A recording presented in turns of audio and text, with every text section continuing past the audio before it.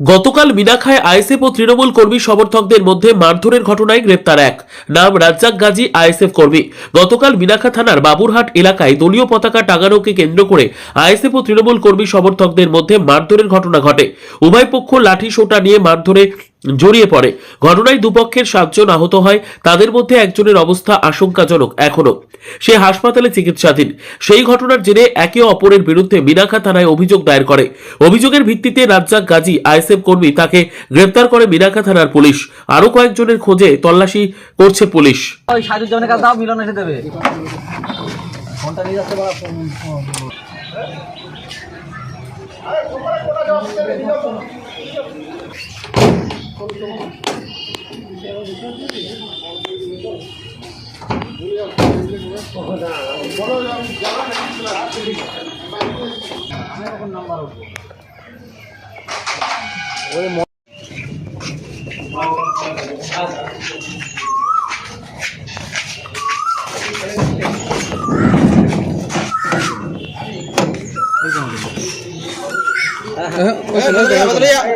ভেতরে ভেতরে একদম ভিতরে একদম কোনায়।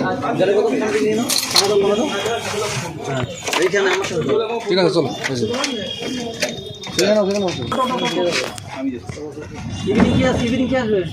মিলন আসবে। ফোন কোথায়? আমার কাছে।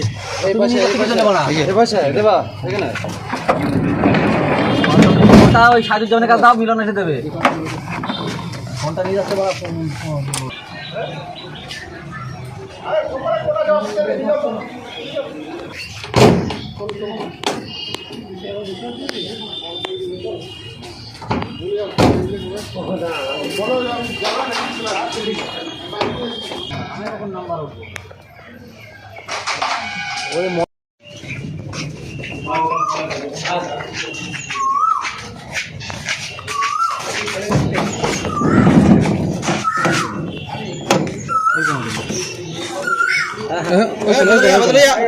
ভেতরে ভেতরে একদম ভিতরে একদম কোনায়।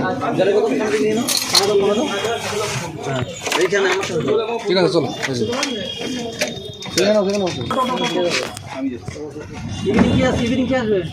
মিলন আসবে। ফোন কোথায়? আমার কাছে।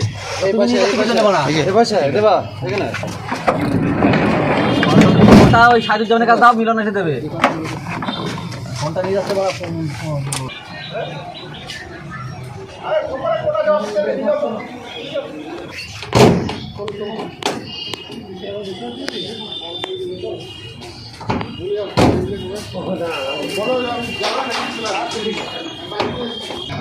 নাম্বার